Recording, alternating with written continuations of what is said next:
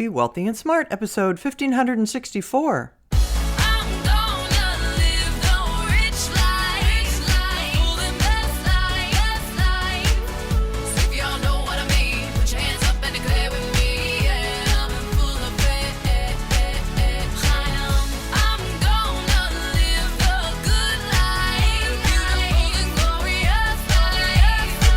Step into a world of wealth and financial freedom without budgets, boredom, or bosses on Be Wealthy and Smart.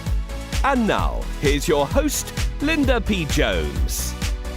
Welcome to Be Wealthy and Smart. I'm Linda P. Jones, America's Wealth Mentor, empowering women and men worldwide to financial freedom. On today's show, we're going to talk about a 50-year crypto home mortgage. There's a lot of ideas being thrown around right now. There was a specific idea about a 50-year fixed-rate mortgage. Let's talk about that first. According to CNBC, the purpose of a longer-term mortgage would be to lower the monthly payment for homeowners.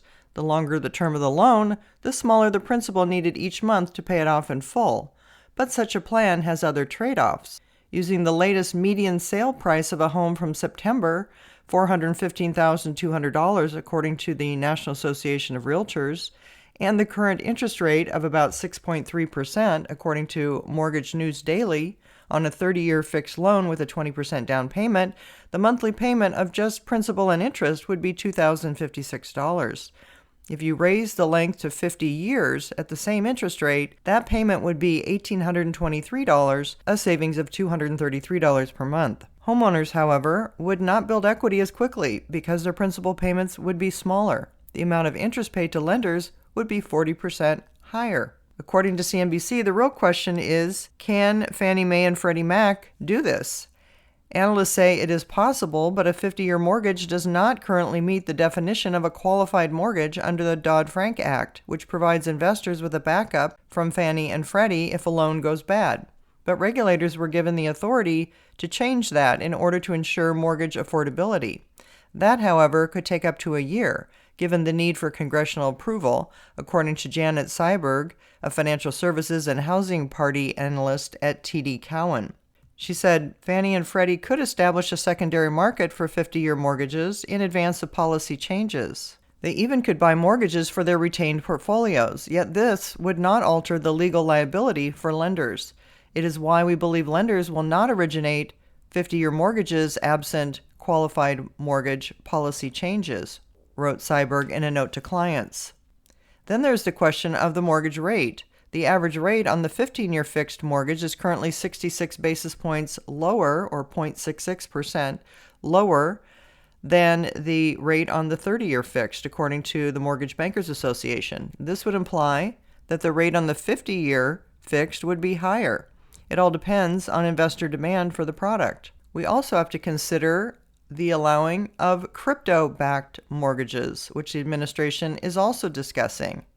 In a June directive issued by the Federal Housing Finance Agency, it ordered mortgage giants Fannie Mae and Freddie Mac to develop proposals to consider crypto as an asset in single-family home risk assessments. The director of the agency, Bill Pulte, wrote in a post on X that he ordered the two enterprises to prepare their businesses to count cryptocurrency as an asset for a mortgage. Pulte said the directive came after significant studying and in the keeping with President Trump's vision to make the United States the crypto capital of the world. Daryl Fairweather, chief economist at Redfin, said the process would look similar to how lenders account for stocks and other investments.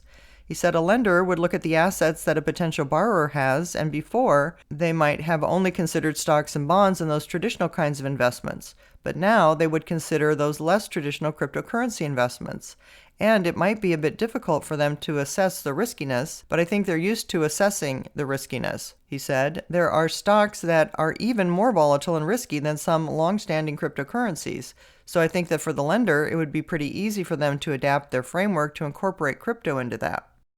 So originally, I thought where he was going with that was going to be proposing mortgages with crypto. Because if crypto is going to be tokenized, it seems like we don't need debt anymore for mortgages. We could essentially, what would be akin to crowdfunding, with tokenized pieces of ownership of the home. So if you had a $100,000 home and divided it into $1,000 tokens of ownership. And let's leave out the down payment for a moment. But the homeowner could borrow the money from the tokenized assets being held in escrow and make their payments, where each of the 100 people would get a slight slice of the mortgage payment plus interest. It would all be handled by smart contracts, and everything would be automated with no bank in the center of this and no need for debt. It's an interesting idea and something that's possible now with new technology. These kinds of financial instruments are what's likely to be created in the future as we have things that will be able to be possible that are not possible in our current financial structure. So we'll have to follow this story and report back to you as it unfolds.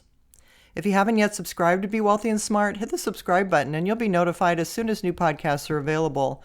And all of my podcasts are on my website at lindapjones.com/podcasts. And while you're there, sign up for my weekly newsletter for more wealth tips for your financial freedom. That's all for today. Until next time, live the good life and be wealthy and smart. Thank you for listening to Be Wealthy and Smart with Linda P. Jones. Share the wealth and tell your family and friends about the show. Check out our website, blog, and social media for more riches at www.bewealthyandsmart.com.